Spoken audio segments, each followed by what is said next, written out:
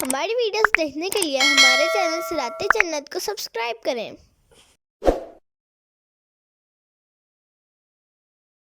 وفي عاد إذ أرسلنا عليهم الريح العقيم، اور قوم عاد میں بھی نشانی ہے جب ہم نے ان پر خشک آندھی بھیجی۔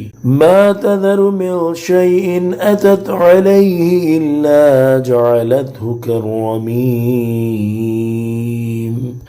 وہ جس چیز پر گزرتی تھی اسے گلی ہوئی چیز کی طرح کر چھوڑتی۔ تفسیر صراط الجنان۔ ان آیات کا خلاصہ یہ ہے کہ قوم عاد کو ہلاک کرنے میں بھی قابل عبرت نشانیاں ہیں۔ جب اللہ تعالیٰ نے ان پر خشک آندھی بھیجی جس میں کچھ بھی خیر و برکت نہ تھی، اور یہ ہلاک کرنے والی ہوا تھی، اور یہ ہوا آدمی، جانور اور دیگر اموال میں سے جس چیز کو بھی چھو جاتی تھی تو اسے ہلاک کر کے ایسا کر دیتی تھی کہ گویا وہ مدتوں کی ہلاک شدہ اور گلی ہوئی ہے۔ نبی اکرم صلی اللہ تعالیٰ علیہ وآلہ وسلم نے ارشاد فرمایا، اللہ تعالیٰ نے قوم عاد پر صرف اس حلقہ یعنی انگوٹھی کے حلقے کے برابر ہوا بھیجی۔ پھر آپ نے ان آیات کی تلاوت فرمائی، اِذْ أَرْسَلْنَا عَلَيْهِمُ الرِّيحَ الْعَقِيمَ مَا تَذَرُ مِنْ شَيْءٍ أَتَتْ عَلَيْهِ إِلَّا جَعَلَتْهُ كَالرَّمِيمِ وَفِي ثَمُودَ إِذْ قِيلَ لَهُمْ تَمَتَّعُوا حَتَّى حِينٍ، اور ثمود میں نشانی ہے جب ان سے فرمایا گیا ایک وقت تک فائدہ اٹھا لو۔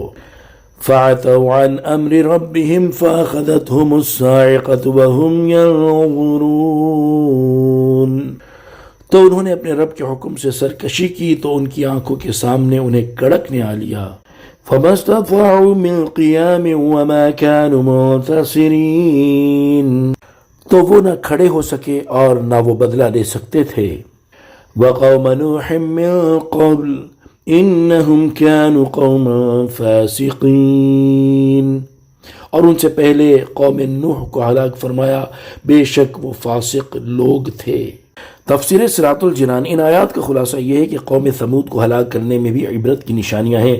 جب انہوں نے اپنے رب عز و جل کے حکم سے سرکشی کی اور حضرت صالح علیہ السلام کو جھٹلایا اور ان کی اونٹنی کی رگیں کاٹ دیں تو ان سے فرمایا گیا کہ 3 دن تک دنیا میں اپنی زندگی سے فائدہ اٹھا لو، یہی زمانہ تمہاری مہلت کا ہے۔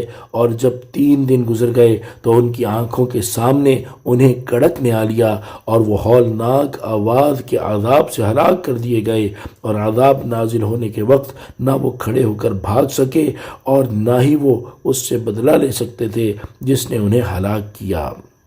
وقوم نوح من قبل، اور ان سے پہلے قوم نوح کو ہلاک فرمایا، یعنی ہلاک کی جانے والی ان قوموں سے پہلے ہم نے حضرت نوح علیہ السلام کی قوم کو ہلاک کیا، اور انہیں ہلاک کرنے کی وجہ یہ تھی کہ وہ لوگ اللہ تعالیٰ کی قائم کردہ حدود سے تجاوز کر کے کفر اور گناہوں پر قائم رہے۔